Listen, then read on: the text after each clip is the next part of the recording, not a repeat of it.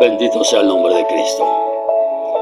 Seguimos con esta enseñanza, este estudio, esta serie Gozosos en Cristo. Y ahora voy a continuar hablando cómo aumentar tu gozo.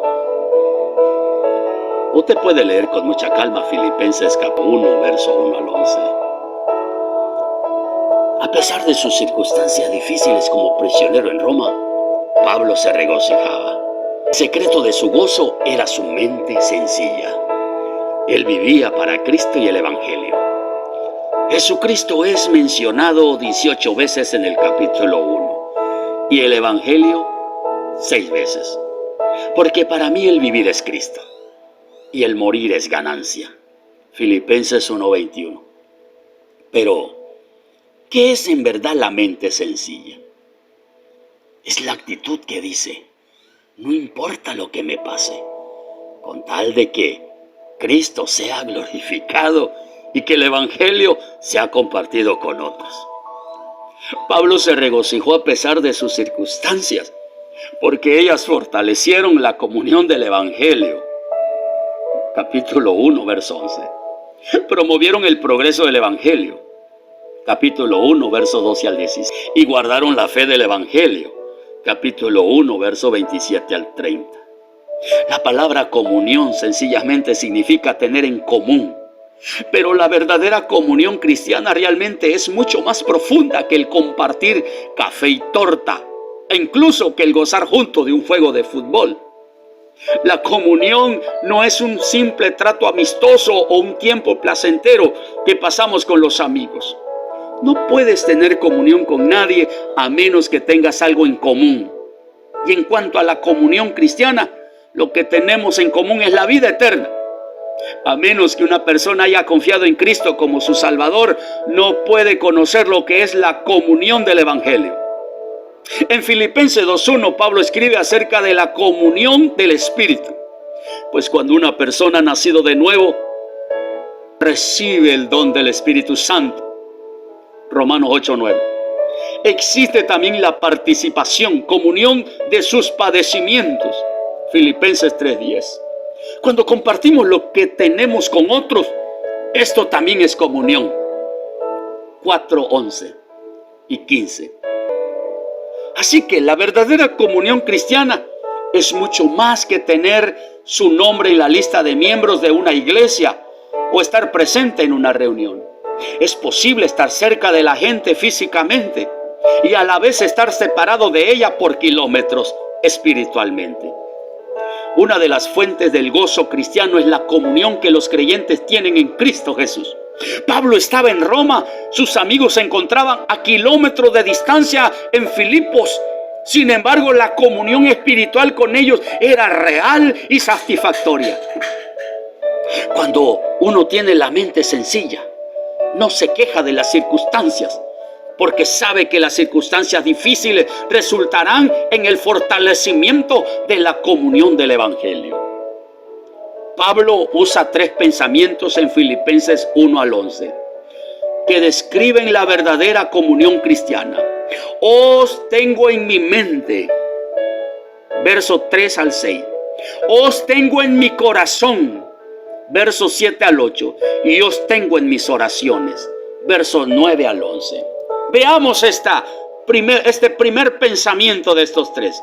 Os tengo en mi mente. Capítulo 1, del verso 3 al 6 de Filipenses.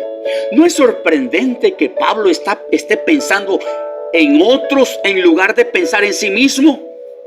Mientras espera su juicio en Roma, la mente de Pablo se torna hacia los creyentes en Filipos y cada recuerdo le trae gozo. Lea por favor Hechos 16. Pablo podría haber sentido gran dolor al recordar las cosas que le sucedieron en Filipo. Fue arrestado ilegalmente, golpeado, puesto en los cepos y humillado ante la gente.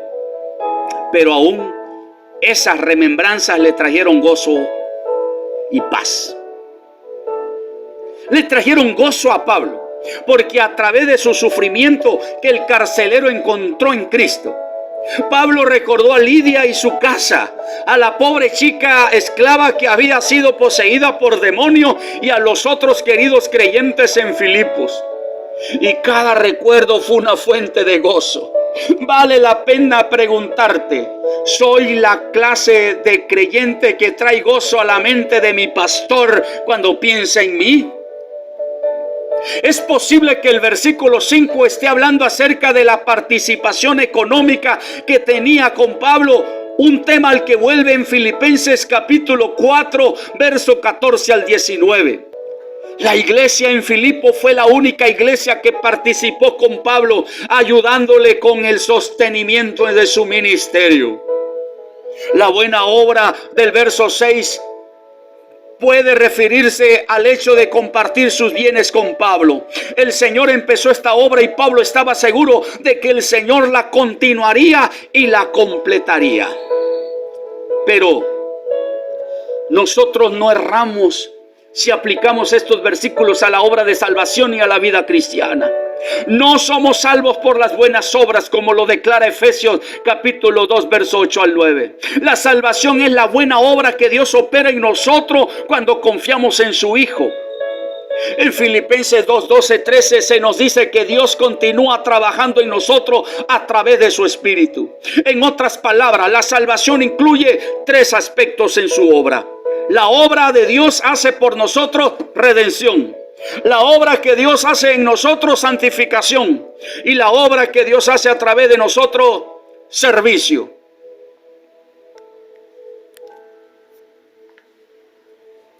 Esta obra continuará hasta que veamos a Cristo y entonces la obra estará terminada. Dice Primera de Juan capítulo 3, 2, seremos semejantes a Él, porque le veremos tal como Él es. Fue una fuente de gozo para Pablo saber que Dios estaba todavía obrando en la vida de sus amigos creyentes en Filipos. Después de todo, esto es la base real para una comunión cristiana gozosa. Tener a Dios obrando en nuestras vidas día tras día. Parece que hay fricción en nuestro hogar. Una esposa preocupada le dijo a su consejero matrimonial: realmente no sé cuál es el verdadero problema. La fricción es causada por una de dos cosas, dijo el consejero. Y para ilustrarlo, alzó dos bloques de madera de su escritorio. Si un bloque se está moviendo y el otro permanece inmóvil, hay fricción. O si los dos se están moviendo, pero en direcciones opuestas, hay fricción.